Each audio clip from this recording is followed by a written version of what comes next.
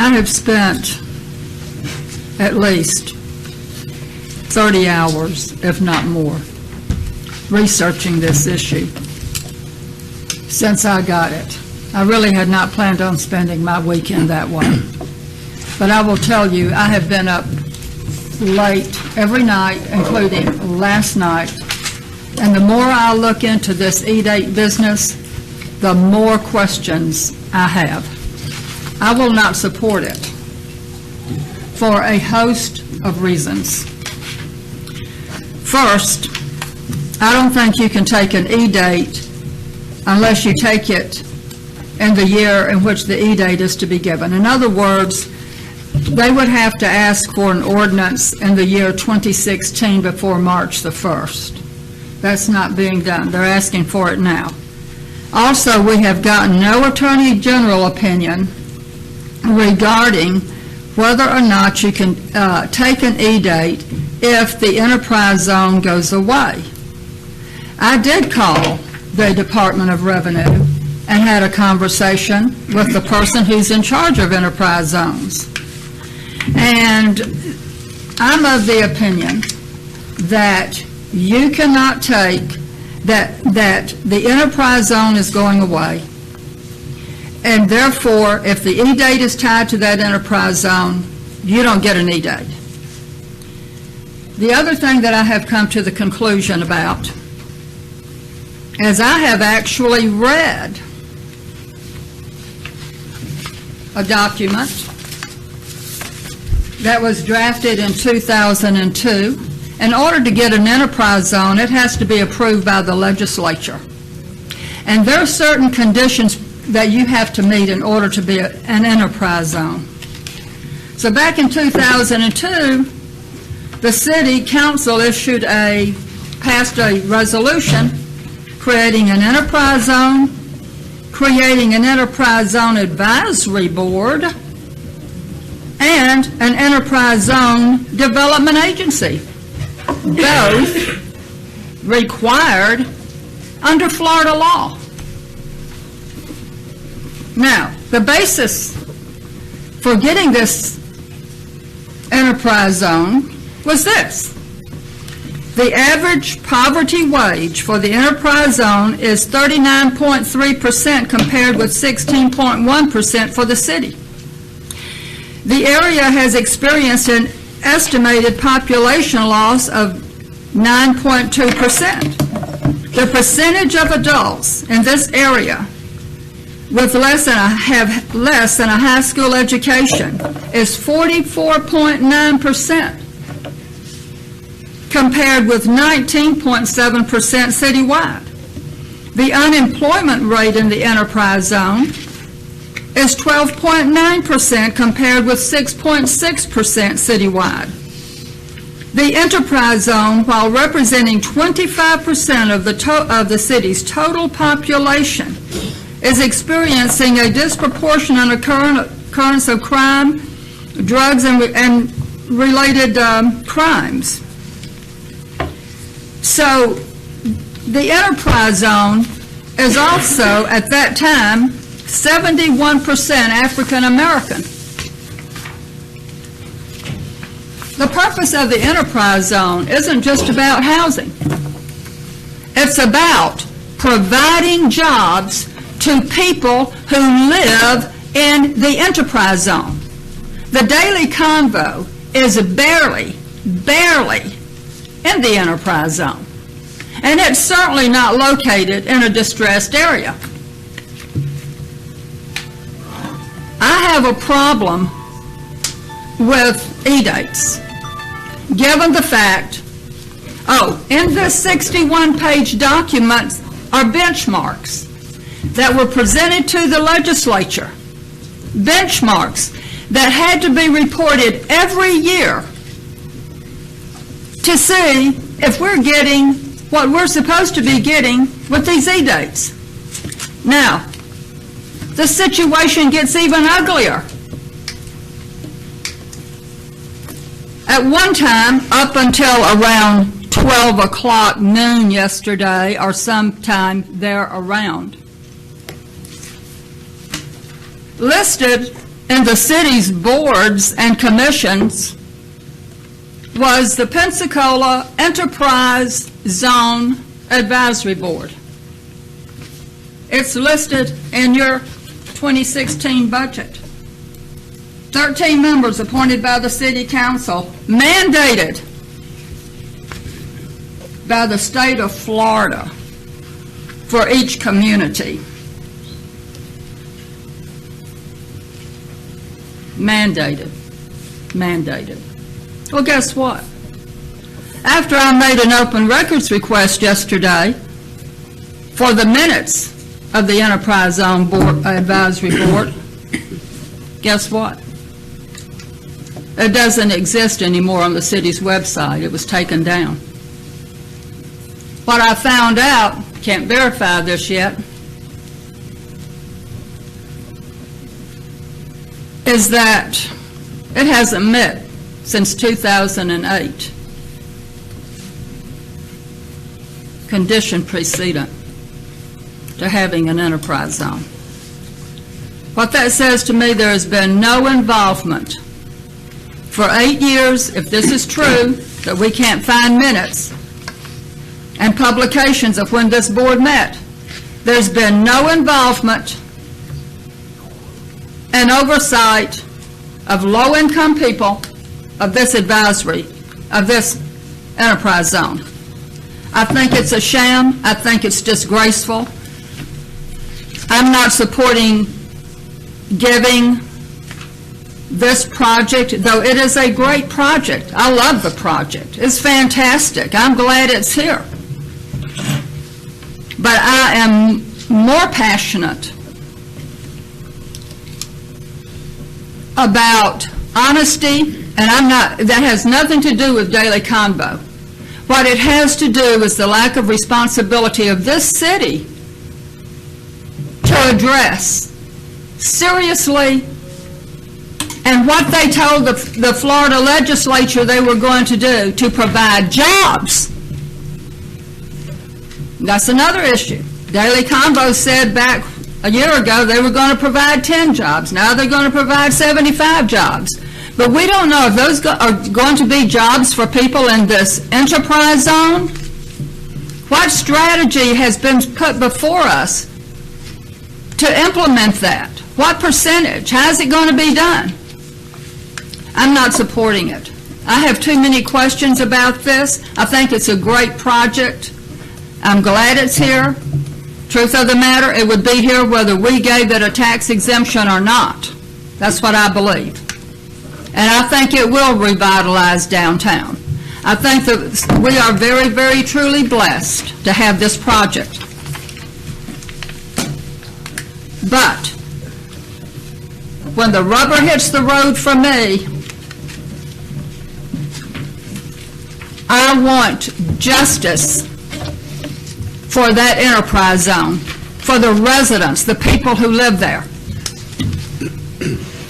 And I know there's some people who are going to say, oh, they'll get jobs. Prove it. Prove it to me before you ask me for another EDATE. For another EDATE. And I want to see that Attorney General's opinion. That's all I'm going to say about either point that's going to be raised. I will not support this.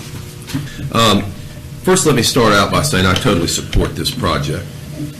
I think this is a great project. As I've said at CRA meetings, I think we need more housing downtown. I'm very excited about this. Absolutely excited about this project. Can't wait to see it built. But I'm just wondering. I guess this went to Chris Jones's office, and he asked for an opinion from Pam Bondi. Do we have an opinion from Pam Bondi right now as to whether this is legal or not? Does anyone know? Mr. President, what we know is that from the county property appraiser's office, they have asked for an opinion from the Attorney General's office. The Attorney General's office has not responded with an opinion on that issue, but as far as the legality of whether or not you can, as a council, can pass this ordinance. I don't know if that's the question from Councilman Johnson, but that would be a separate issue. What we don't know yet is whether or not, even if you do pass an ordinance today, would this be grandfathered when after the enterprise zone expires? Would any of the EDATEs that exist today, would they be grandfathered if the enterprise zone designation goes away? And that's one of the items that we're asking for, or that the property appraiser is asking for from the Attorney General's office. Wouldn't it be in the citizens' best interest, the city's best interest, to wait until we have that opinion? I mean, we've got a meeting December 9th. I don't know, we've called a special meeting today. I know we could do one after December 9th. I mean, wouldn't it be prudent to wait until we hear from them? I also would like to see an opinion from our city attorney. I would like to see an opinion from our assistant city attorney. I'd like to see an opinion from Pam Bondi before we move forward with this. I mean, how are we going to look if we pass this ordinance today and then Pam Bondi comes back in 3 months and says, you shouldn't have done this? I mean, are we leaving ourselves open for some kind of liability? I'm just not sure. I'm not an attorney. But before, I think, we're getting really kind of the cart ahead of the horse here. I would like to see opinions. If we get late in December and we realize that Ms. Bondi is not going to give us an opinion, then we can maybe act at that time. But here in November, I mean, at a special call meeting, which we seem to be able to have those, we could do that again. But I mean, I've got a bunch of questions. I mean, I don't understand why we waited this long. I mean, if we had action taken in January, and we realized that the enterprise zone was going to sunset at the end of this year, why wouldn't we immediately go, well, we're going to have to move forward with this EDATE process now? I mean, I don't understand why we've waited until November. Does anybody know when we knew that there wasn't going to be an enterprise zone? Is there been a letter that's already gone to Ms. Bondi asking her for her opinion? Can I have a copy of that letter where that we have somebody's asked her for an opinion on this? I mean, I don't see Mr. Jones in the audience here either, and I just got a lot of questions. We're moving real quick here. I'd like to see an opinion from our city attorney. I'd like to see the opinion from our assistant city attorney. I'd like to see something from Ms. Bondi, the Attorney General. And then I'd like to ask the Daily Convo folks, I mean, will this project happen with or without this EDATE? I mean, I've seen a building pushed down.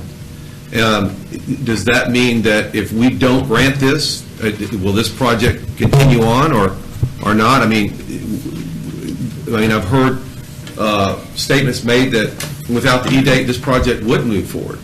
Now, your final question, which is this project, and I think this has been clear throughout the press, that Mr. Studer's goal with this project is to provide the one missing component to revitalize our downtown, and that is a mixed-use development with a lot of affordable apartments for people that want to live down here and work down here. And as Mr. Tahar said, I think things are kind of plateauing downtown because of the lack of that category of housing. That's what this project is about. And Mr. Studer went into this project basically saying, I'm not in it to make money. I just want to see, can I put this in there in a manner that will allow kind of a break even? And I can tell you the tax exemption is crucial to that. The resolution that was passed, that has been used in going to get financing for the project. So, Mr. Johnson, will the project go forward in its present form without the EDATE? The answer, frankly, is no. Thank you. Okay, thank you, Mr. Manuel. And I might have another question, and I'm going to indulge today because this is, I think, very important to the taxpayers. Of course, I want this project to happen. I absolutely do. Let me, Mr. President, if I could, go back to the city administrator. Do we have a history of ever granting an EDATE prior to a project being done before? Have we ever, I mean, I've never heard of this done before this way. Does anyone know if we've ever done an EDATE this way before? I mean, because the project's 2 years from being complete, and that's normally when EDATEs are granted, when they're complete. But have we ever done this before like this? Mr. President, I'm going to I see some staff consulting, and they may have the answer, but again, I would point out the only reason that we're doing this way is, for the reason that was just pointed out by Mr. Emanuel, is because the enterprise zone is sunsetting, the applicant believes it's prudent to have the ordinance in place so that then they can go and if the Attorney General does decide that this EDATE could be grandfathered, this incentive could be grandfathered, they would be in the best position to get it. So, but I think Ms. Bills might have the answer to your question. Ms. Bills? Thank you, Council President, members of City Council. We used to, or the city used to bring forward applications prior to construction even beginning. The way the state statute was actually written, there wasn't the resolution as an option, and so the ordinance would come forward. At that time, there were specific dates that were put into the ordinance so that it would not take effect for maybe a year or 2 years. But that was something that when we were reviewing the EDATE process back last December, that the city was criticized for putting the dates in there, that the ordinance should be in the year that you want the exemption to take effect. Okay, thank you very much. You know, I'm just, you know, I'm not sure that we just don't wait. I'd like to see something from our city attorney, and I would like to see something from Ms. Bondi, and even our assistant city attorney. I don't, you know, we say, oh, well, we're worried about the holidays and this and that. This is a big deal. This is millions of dollars that's going to be on the backs of our taxpayers. We appreciate the project. We do appreciate that. We want the project to move forward, but I consider this a very serious thing, and I take it very seriously. But to say, you know, we're going to try to have a meeting because it's convenient for everyone, well, we do have a meeting scheduled December 9th. We could have our first reading then. Maybe that would give the city attorney and Ms. Bondi a little bit more time to give us an opinion, render us an opinion. We could have a special call meeting later in December to have the second reading. But, you know, I've got some problems with this. I have some questions about this, again, and it's not because I don't support this project. I absolutely do. I've said over and over, I want to see more housing opportunities in downtown Pensacola. I absolutely do. But I don't think there's any rush in doing this moment. I think that we could wait and have the first reading December 9th. Again, give our attorneys an opportunity to weigh in on this, because I haven't heard. Maybe Ms. Bowlings could tell me right now, Mr. Council President, have you had a chance to look at this, and do you feel that, do you have an opinion on this? Ms. Bowling? Council President and Councilmember Johnson, I haven't had a chance to look at this project under these circumstances.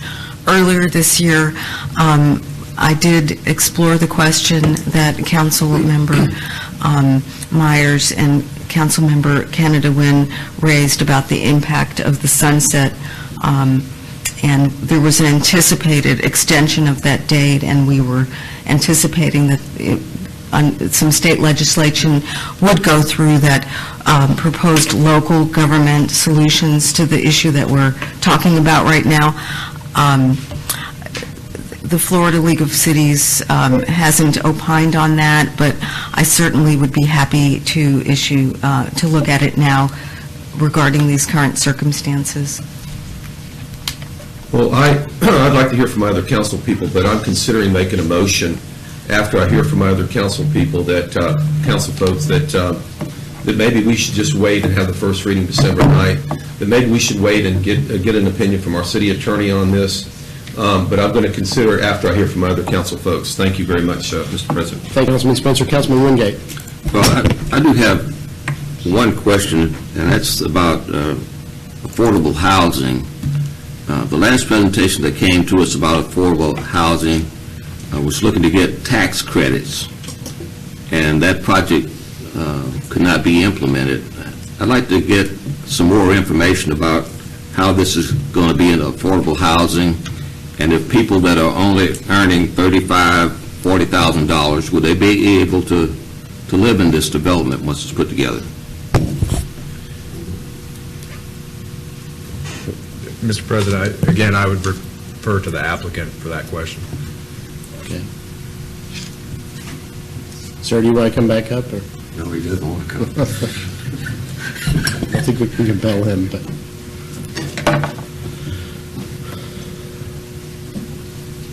Robert Emanuel again. Councilman Wingate, you are exactly correct. Again, I think the goal of these apartments would be for people just like in that price range, whether a teacher, a fireman, policeman, those types of people, retail employees that'll work downtown and live downtown. So that's exactly the target that we're looking for. The units will not be large condominium-sized units. Most of them are going to be smaller units, 1 and 2 bedrooms, some 3 bedrooms, but mostly 1 and 2 bedrooms, and designed for younger people, working people, to bring them downtown. Thank you.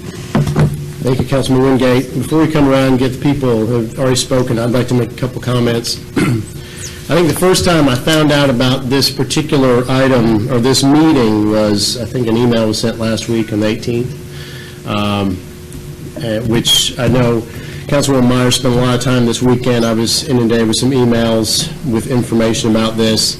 My one question, I think, it seems apparent, I don't even have to ask this question, that this project would not meet the criteria unless it was an enterprise zone, which is why we're taking this action today. As a procedural person who likes to follow procedures, I'm concerned that we are acting too hastily on this.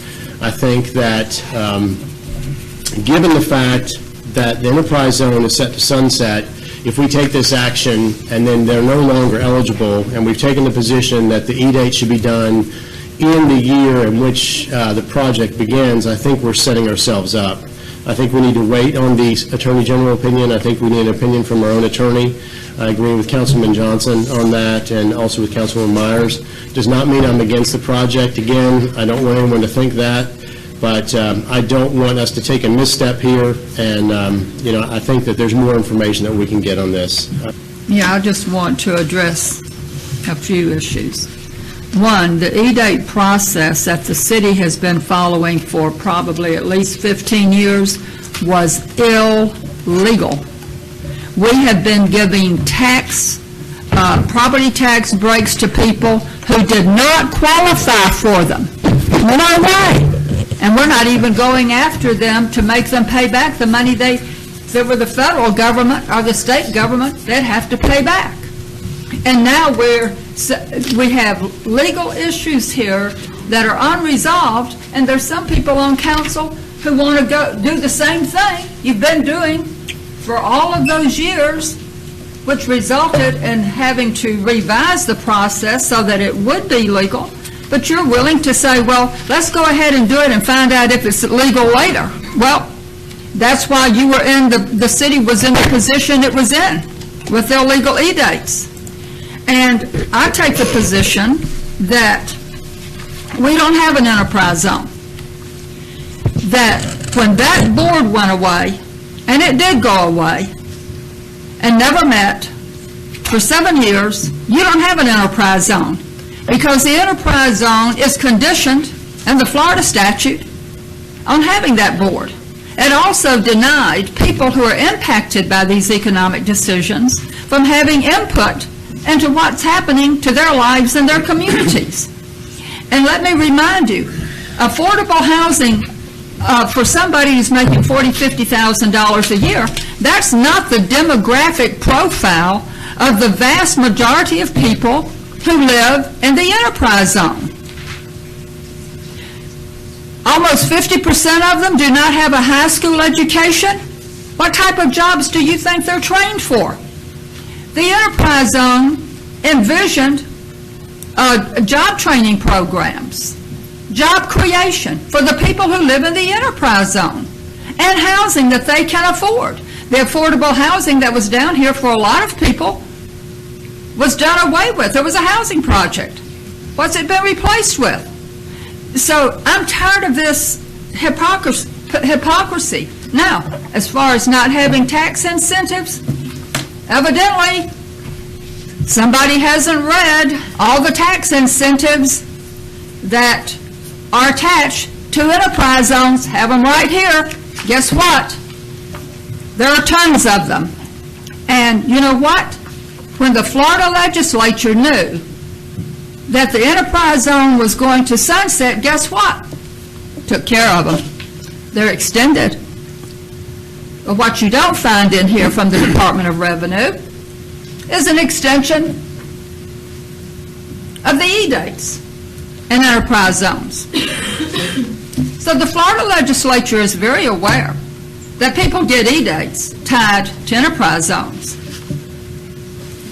Not here. So you know what?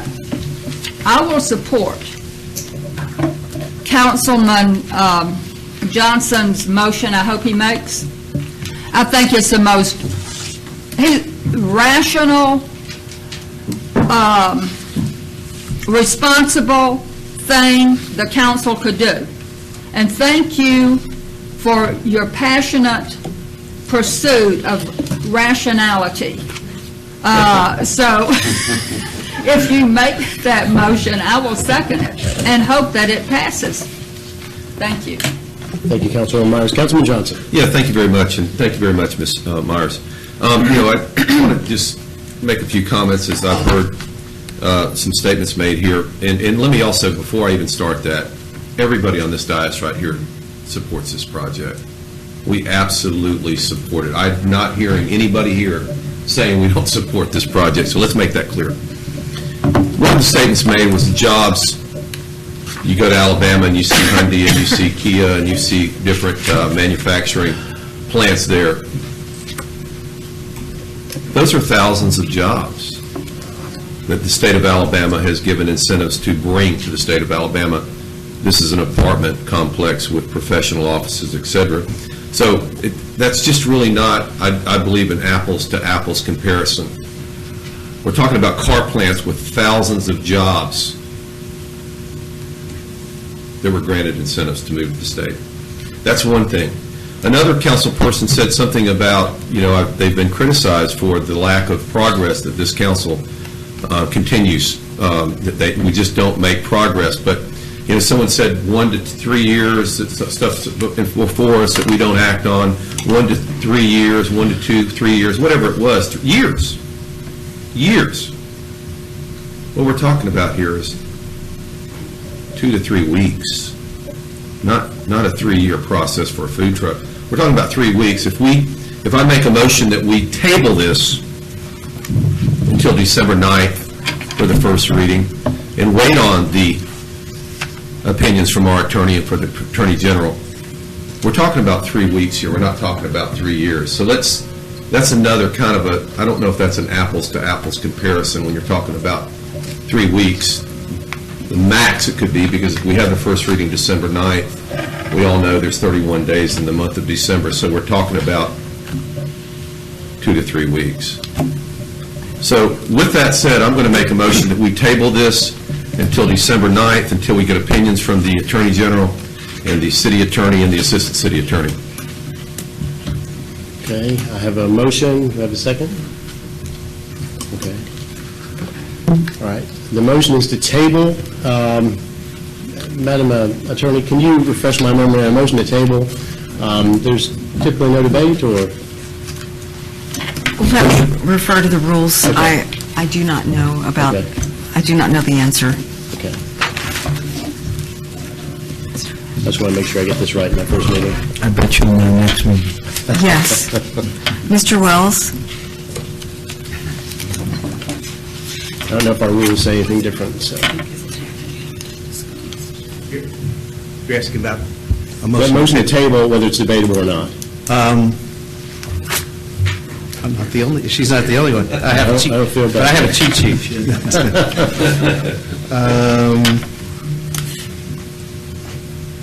It's not debatable. Okay. Thank you. I do have one card. Ms. Watkins, are you, we're not debating on this now, so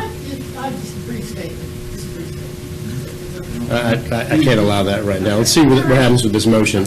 Okay, the motion is to table this item. Are we postponing it or tabling it? We're tabling it, or just leave it on the table and not? Yeah, just tabling it until the December 9th meeting, and we can readdress it then, and hopefully at that time we'll have opinions from the Attorney General and the City Attorney, and I hope that those are requested and asked to move very quickly. Okay, this motion is not debatable. I ask for your vote at this time. Is the machine ready? Myers seconded, yes. Okay, please vote. Okay, the motion fails. so we are back to the original. Ms. Watkins, would you like to come up and speak? I haven't had one person that is against this project, not one. In my realm of acquaintances and friends in Pensacola varies tremendously. What I do want to say, and I'm in total support of this project, what I do want to say is affordable housing is around $600-700 a month for the average person that works in Pensacola, in downtown Pensacola. And I'm saying this from a landlord. I own property. I own condos where I get $1,500 a month. I own houses where I get $550 a month. So we need to remember what affordable housing is. Thank you. Thank you, Ms. Watkins. Just a quick point I wanted to make that Councilman Tahar and my buttons have not been switched yet, so I voted for it, he voted against it. Looked like the opposite. Because I looked, I was like, wait, I didn't. So just point there. All right. Mr. Mayor. I believe a representative from Daily Convo wants to speak. Okay. Please come up, sir. State your name. Thank you. Council members, Mr. President, my name is Andrew Rothfeder. I'm the president of Studer Properties. I'm here on behalf of Daily Convo. I was hoping maybe I could just take a couple minutes and remind everyone, at least from our perspective, the history of this project and how we've gotten to where we are today. 2 years ago, we purchased the property, the 3.4 acres, which was the former site of the News Journal. And we did that for a reason, and I want to make sure everyone understands that Studer Properties and all the Studer entities that are in town, we're a very mission-based organization. Our mission is to improve the quality of life for the people of Pensacola. And everything we do is supportive of that mission. When we bought this property 2 years ago, we did so with a lot of anecdotal evidence that what downtown needed was housing. We've done a ton of research. We've read the research, the Gallup research. What it says is that every downtown needs three things to prosper: great places for people to live, work, and play. And what we knew and what the research said was that our downtown was doing great with places to work and places to play, but we were doing terrible with places to live. And it's a three-legged stool. Without places to live, eventually the stool cannot grow any further, and we're seeing that. I've heard that a couple times with this plateauing concept. It doesn't take much to go down Palafox and talk to the retailers, and they'll all tell you, we're doing okay, but we haven't grown, and we're not growing. And none of those retailers are going to grow without more people living downtown. So our goal was to bring more housing downtown. So we bought the property, but we didn't know exactly what we were going to do, from low density to medium density to high density. The biggest impact would be a higher density project, of course. More people living downtown is better. The issue with building a higher density project is you have to build a parking garage. If you don't build a parking garage, you can only have a certain number of housing units on that site. On that site, the number's probably 50 or 60. If we want to bring 200, 250 units downtown, we have to build a parking garage on the site. Parking garages are incredibly expensive. So we asked the question, and we did research. We spent $30,000 with a market research firm out of New York to tell us, is the demand there for workforce housing, affordable housing, market rate housing downtown? And they said yes, and they told us the rates, exactly what Pensacola could afford to rent these apartments. So the question was, if there's so much demand, how come no one's done this? How come it's been 20 years, 30 years, 40 years since anything like this has been built downtown? There's got to be a reason, and we want to know. We don't want to be idiots who are coming and investing in this city and building a great project if it can't be supported. Why? And the answer came back very clearly. It's because no one can afford to do this project. Any project like this loses tons of money. And it's a function of the wage index that we're talking about in our community.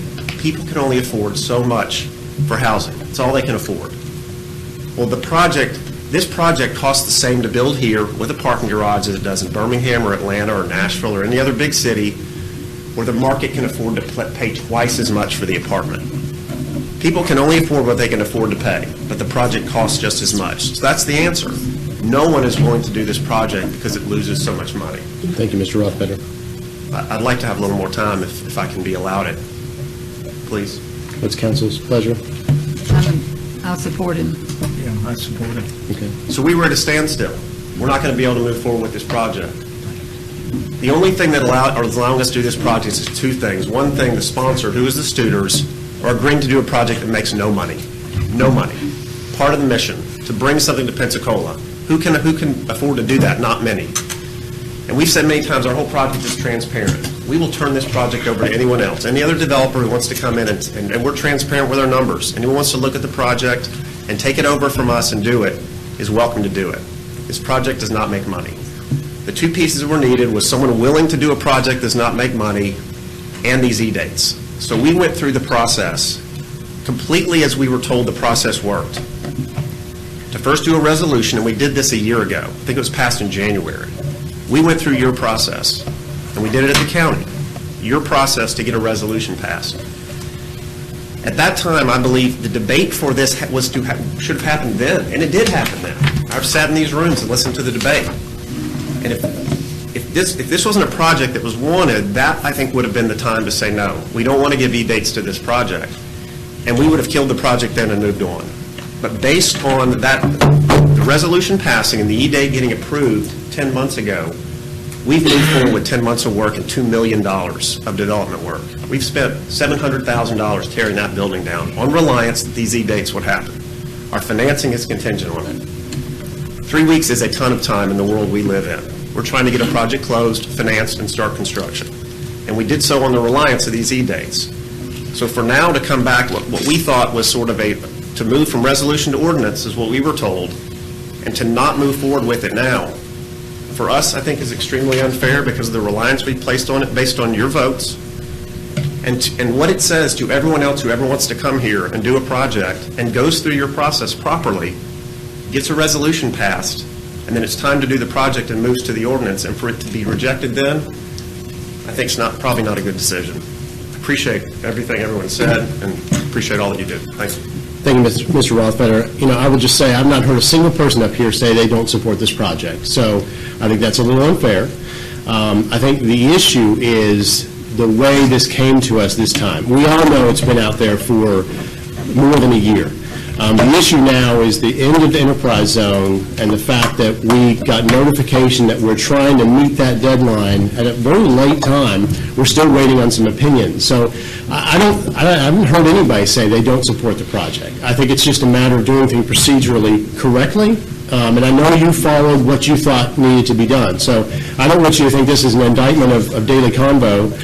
We're just trying, some of us up here are more concerned, I guess, about procedure than others. I think we all have supported this project from the beginning. We have had some issues with procedure in the past, and that has been a problem for us. And so we're just trying to make sure we get it done correctly. So I appreciate you being here. Thank you. I appreciate that. And at some point, I think our position, though, is strong words saying I'm in support of something needs to match strong actions. Okay. Saying I'm in support of something. Thank you, sir. No. Councilman Jarrah? Yeah, I just wanted to say sometimes there's things more important than procedure. So, Councilwoman Myers. Well, unfortunately, that was the position the city took, I suppose, when it gave out illegal E-dates, is that the procedure for getting those E-dates was more important than the procedure set out by Florida statute. I wanted to ask Mr. Rothfeder, I'm sorry, about if he could come back up. Mr. Rothfeder? I didn't get a chance to ask him a question while he was up here. Welcome back. Yeah. Hey, I noticed on the first DR 418 that Daily Convo submitted back about a year ago, it indicated that you would have 10 jobs. On the most recent DR 418, it says 75 jobs. So what I would like to know is, what are these 75 jobs? Is it people working in shops, or how did you arrive at a 65 job difference from last year? Yeah, and I apologize, I don't have a memory of the two applications and what the differences were. But I can speak to the 75 jobs, which we worked on. We've split that into two pieces, 10 and 75, 10 and 65, so maybe that's where the 10 was on the former form. We've engaged a lot of consultants on this project. One of those is a professional property management company. Relative to the 250, 260 apartments that we're going to build, the company has told us that the jobs created as a result of that business, an apartment project is a business. It has people that do leasing and people that do management and people that do maintenance, is about the equivalent of 10 FTEs to run a project like that, a $50 million apartment building. So that's those 10 that are FTEs related to running the apartments. The other 65 are related to the 18,000 feet of commercial space that we'll be building in the project. Will be a combination of what I call retail office, retail, and restaurant space. So these will be a combination of presumably a lot of new businesses. Some of them could be relocated businesses. We haven't identified these tenants yet. We have 17 months before these businesses are open. So we're talking about grocery stores, convenience stores, hair salons, those type businesses, a doctor's office, a coffee shop. So based on the square footage of those businesses and the number of businesses, they will employ 65 people employed in those commercial businesses. But they're not going to be working for Daily Convo? Correct. Okay. That's another issue. As to whether or not you can claim jobs that your tenants are going to be generating, if you can claim those jobs in terms of how you're rated on the criteria for points. So that's another thing, another issue I had that I think needs to be looked at from a legal perspective. So thank you for that clarification. Yes, I'm in favor of this project. I think it will be good for the city. We're saying that we don't have all the information that we need, but we do have an opportunity on the second reading. If we get something that's adverse and we don't think it's a good idea after we do get the information, we still have the second reading as a point that we could, address that issue. Thank you, Councilman Wingate. Councilman Johnson. Yeah, thank you very much, Mr. President. A couple of things. It was stated that there aren't people willing to invest in downtown Pensacola, but I want to remind everybody, this city council sitting in the CRA just a few months ago had an opportunity to sell a piece of property, 2.2 acres just north of Bayfront Parkway there, the Hawkshaw property. Was going to create apartment buildings. One project spoke about addressed apartment units in downtown Pensacola. One was a proposal for condominiums. So there are people that want to invest in Pensacola. There are people that want to. Both of those projects were shot down by the CRA with a 5-3 vote. I believe Mr. DeHar, myself, and Ms. Canada Wynn voted to move forward with one of the two projects that were proposed for purchasing that property and creating housing for downtown. I really appreciate President Baer, and I got to get used to calling you President Baer, but I appreciate President Baer reminding the speaker and everyone in the audience that there's no one that spoke against this project. We all are for housing. What comes before us is a request for an EDATE, so I feel that it's our responsibility to the taxpayers of this community to do our due diligence and to make sure, as best as our ability, to make sure this is done right. I believe this project will move forward with or without this EDATE.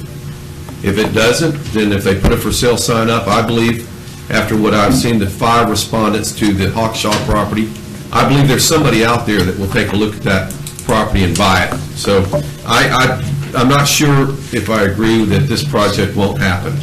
I believe that might be, I believe this project will happen.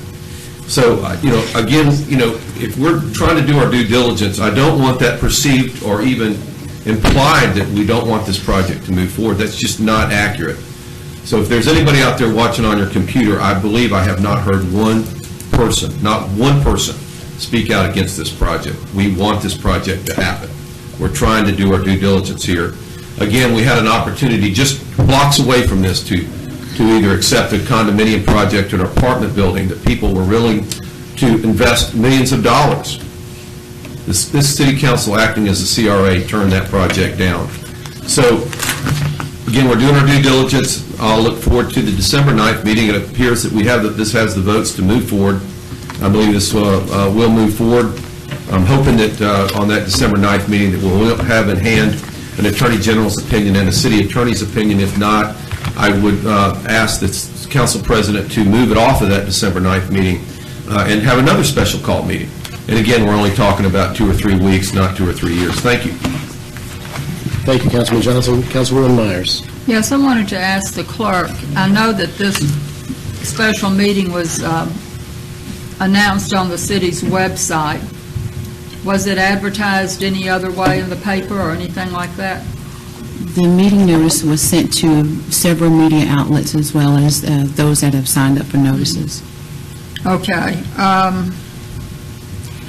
And one last thing, I do want to remind the council that this city is known as a city of giving a lot of EDATEs, and so is this county. Top EDATE giver in the state of Florida. And also, I want to remind council how many millions of dollars we've put into economic development over at the airport and the aerospace industry. A staggering amount of money. So we do put money into incentivizing, and probably a lot more than any other place in the state of Florida. So again, I want to express my support for this project, but also I believe in following the law. So, and doing what we promised the people and the Florida legislature we would do in creating jobs and affordable housing for 44.9% of enterprise residents who do not even have a high school education or GED. Thank you. Thank you, Councilwoman Myers. I just wanted to comment again. You know, I support this project. The issue to me is lack of notification for the citizens, a meeting time that's not very convenient for most citizens to attend. I would have liked to have had this discussion at a regularly scheduled meeting. I know there's been talk of having a workshop on, I think, the 14th of December. It would be fairly easy for us to call a special meeting at that time to have the second reading. So I would have felt more comfortable having the first reading at our normally scheduled meeting when I think more citizens could actually attend. I know we're not in that position right now. But again, I believe that this project will move forward. I'm kind of like Councilman Johnson. I think the votes are there. I think we probably can work things out in the second reading. I'm hopeful that we will have the opinions that we need to move forward. You know, in this case, you've got the enterprise zone that is really the reason that we're moving forward with this project, and we're trying to push it through in this month after more than a year, but we're being pushed right now to do this so that we can get it done before the enterprise zone goes away or is sunsetted. So I'm just concerned, and again, I want Mr. Rothfeder and everyone from Daily Convo to know, as well as Mr. Studer, that I support this project. I just want to make sure that we do it the right way, and I think there's still time this month to get it done. Councilman Spencer. Thank you. I want to remind everyone up here on the dais that Escambia County, our beautiful part of the panhandle of Florida, northwest Florida, in spite of all of its natural resources, still has the distinction of being one of the poorest, one of the lowest in average household incomes in the entire state. We have education levels that are worthy of our attention, and I am proud to support incentives and not at all, in fact, embarrassed about being perhaps one of the areas or municipalities and counties that has offered the largest number of incentives. There's a reason. We need them. And we have to stand up against the powerhouse Florida cities such as Miami and Orlando and Jacksonville. So I am here to stand, I stand here today sharing with all of you that I hope that I personally can advance or author additional incentives that expand beyond, obviously, this that has sunsetted.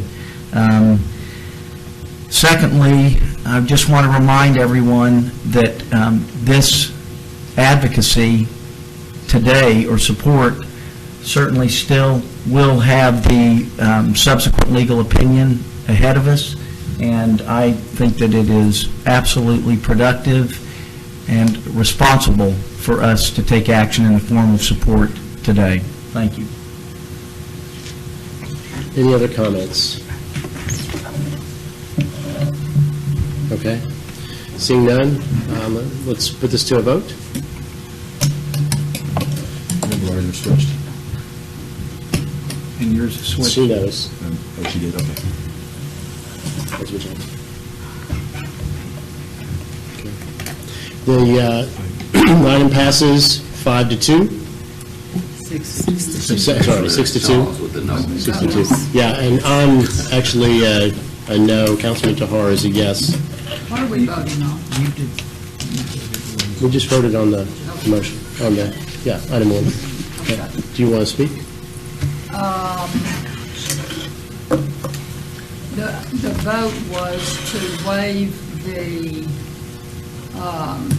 targeted industry criteria. Is that correct? Can you restate what the motion was, Madam Clerk?